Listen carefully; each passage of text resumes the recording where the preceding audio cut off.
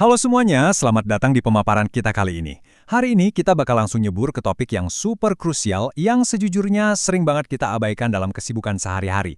Kita bakal ngebahas betapa mendesaknya kebutuhan kita untuk mengevaluasi ulang hubungan kita dengan alam semesta.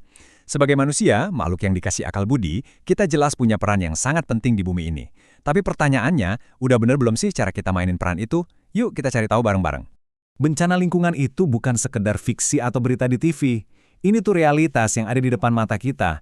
Coba ingat-ingat lagi, peristiwa ribuan ikan yang mati ngambang di Teluk Jakarta. Terus, kabut asap pekat dari pembakaran hutan di Sumatera dan Kalimantan yang bikin kita sesak napas. Belum lagi kekeringan panjang gara-gara pemanasan global, sampai kasus penyelundupan satwa langka yang nggak ada habis-habisnya demi uang. Ini benar-benar ibarat alarm peringatan yang udah bunyi kenceng banget buat status quo kita di Indonesia. Masa iya kita masih mau tutup mata? Nah, biar kita bisa paham masalah ini sampai ke akar-akarnya, ini di agenda perjalanan kita hari ini. Kita mulai dari melihat krisis nyata di sekitar kita, memahami cara kerja ekosistem, melihat kekayaan yang terancam punah, membedah apa sih akar masalahnya, mengulik soal pergeseran ke ekologi mendalam, sampai akhirnya ngebangun etika lingkungan hidup. Oke, kita langsung masuk aja ke bagian pertama, krisis lingkungan di Indonesia. Ekspansi industri yang terus digenjot buat menuhin kebutuhan gaya hidup kita, diam-diam ngasih tekanan yang luar biasa berat buat lingkungan di sekitar kita. Tapi disinilah ironinya. Kita tuh sebenarnya udah punya aturan hukum yang kuat. Contohnya Undang-Undang Nomor 32 Tahun 2009. Sayangnya di lapangan, hukum ini sering kerasa tumpul banget. Kenapa bisa gitu? Ya karena hukum sehebat apapun nggak akan pernah efektif kalau nggak dibarengi sama perubahan kesadaran moral dari manusia itu sendiri. Selama kita belum sadar betul soal posisi etis kita terhadap alam, efek jera buat para perusak itu bakal susah banget tercapai. Makanya, kita geser ke bagian kedua, memahami ekologi dan ekosistem. Sebelum kita ngomongin soal nyelamatin bumi, kita harus tahu dulu fondasi ilmiahnya. Apa sih sebenarnya yang lagi kita lindungi ini? Jadi, menurut hukum, ekosistem itu adalah tatanan unsur lingkungan yang membentuk kesatuan utuh menyeluruh. Kata kunci yang paling penting di sini tuh saling mempengaruhi. Semuanya terkoneksi. Ibarat sebuah jaring raksasa, kalau kamu ngerusak satu bagian aja, katakanlah terumbu karang di laut, itu bakal ngehancurin populasi ikan. Ujung-ujungnya, rantai makanan dan nutrisi yang justru kita butuhin sebagai manusia malah bakal ikut terputus. Konsep ini makin gampang dipahami kalau kita ngelihat dari sudut pandang jasa ekosistem.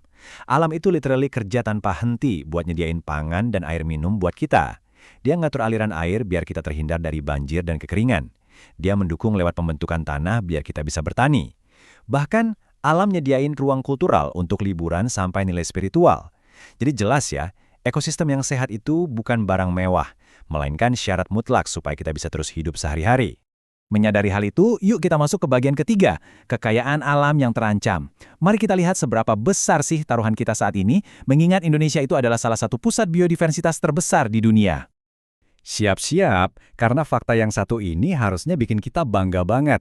Coba bayangin, dari seluruh spesies yang ada di dunia, Indonesia itu punya 10% jenis tumbuhan berbunga, 12% dari total mamalia di bumi, 16% reptil dan amfibi, 17% jenis burung, sampai 25% jenis ikan di seluruh dunia. Kekayaan hayati segila ini bikin Indonesia jadi negara kedua dengan keanekaragaman hayati terbanyak. Ini bukti nyata betapa banyaknya kehidupan liar di dunia yang nasibnya bergantung sama habitat di negara kita. Tapi, antusiasme kita tadi harus langsung nabrak sebuah realita yang cukup pahit. Saat ini, lebih dari 94.000 jenis tumbuhan dan hewan di dunia benar-benar terancam punah. Dan ingat prinsip saling memengaruhi yang kita obrolin tadi kan? Kepunahan dari satu spesies aja, itu diprediksi bisa berdampak langsung pada kelangsungan hidup 30 spesies lainnya. Ini benar-benar reaksi berantai yang mengerikan. Dan kalau itu belum cukup bikin shock, coba deh lihat angka ini.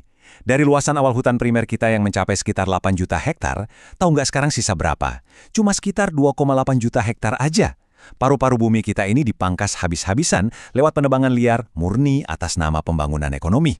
Terus, pertanyaan besarnya, kenapa sih kita seakan terus-terusan ngancurin rumah kita sendiri? Kita bedah di bagian keempat, akar masalah antroposentrisme.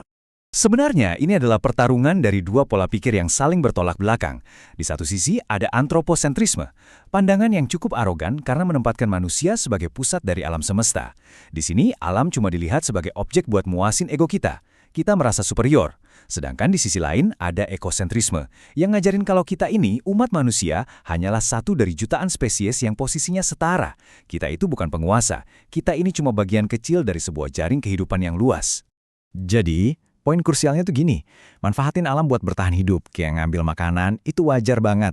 Akar kehancurannya itu sebenarnya keserakahan kita sendiri, hasrat yang ngejar kepuasan berlebihan sampai akhirnya mengeksploitasi alam jauh melampaui batas toleransinya. Ego dan kesombongan inilah yang pelan-pelan ngubah kita dari yang tadinya cuma penghuni bumi, berubah jadi penghancurnya. Makanya, kita butuh obat penawar yang kuat nih. Kita beralih ke bagian 5, pergeseran menuju ekologi mendalam. Kita harus banget ngerubah mindset buat merbaikin hubungan yang udah retak ini. Disinilah ide dari filsuf Arne Naess kerasa pas banget. Beliau ngenalin konsep yang namanya deep ecology atau ekologi mendalam. Ini bukan sekedar teori ilmiah biasa, tapi sebuah etika baru.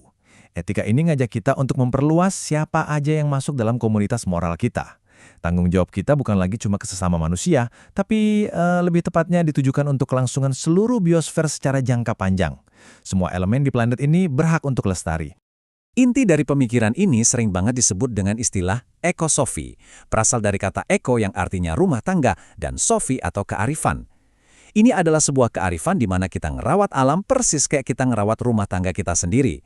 Ingat, lingkungan hidup itu bukan barang dagangan yang bisa dikuras sampai habis, melainkan tempat tinggal bersama. Kita benar-benar dituntut buat hidup selaras dan penuh kebijaksanaan. Nah, sekarang kita sampai di bagian 6, membangun etika lingkungan hidup. Teori dan filosofi seindah apapun nggak akan ada artinya kalau cuma di atas kertas kan? Gimana cara kita bawa ini ke kehidupan sehari-hari? Langkah konkretnya gini. Pertama, semuanya harus dimulai dari akar, yaitu lewat pendidikan. Kita harus ngebiasain nilai-nilai lingkungan ini sejak dini, di rumah maupun di sekolah. Kedua, komunitas juga harus proaktif buat numbuhin kesadaran masyarakat yang lebih luas. Dan yang ketiga, ini yang paling krusial, visi ekologis ini wajib diintegrasikan langsung ke kebijakan ekonomi dan tata ruang kita. Pembangunan itu sah-sah aja, asal nggak mengorbankan ekosistem. Kabar baiknya, secercah harapan itu udah mulai kelihatan nih. Banyak banget gerakan global kayak Earth Hour, inisiatif Go Green yang makin viral, sampai kampanye gede-gedean buat nyelamatin satwa liar kita. Tapi pergerakan ini cuma bisa beneran sukses kalau didukung sama kita-kita ini di level individu. Caranya, mulai adopsi gaya hidup yang sehat dan yang paling penting nggak konsumtif. Ngurangin tuntutan gaya hidup kita adalah salah satu cara paling ampuh buat ngurangin beban di pundak alam. Sebagai penutup pemaparan kali ini, saya mau nanya langsung ke kalian. Setelah ngelihat sendiri betapa rapuhnya ekosistem kita dan betapa besarnya impact kita di dalamnya, coba tanyain ke diri sendiri. Apa sih peran kamu di dunia ini? Apakah kamu memilih untuk menjadi perusak atau justru menjadi penjaga bumi? Keputusan itu dan dampaknya buat generasi masa depan sepenuhnya ada di tangan kamu. Terima kasih udah dengerin dan sampai jumpa di pemaparan kita selanjutnya.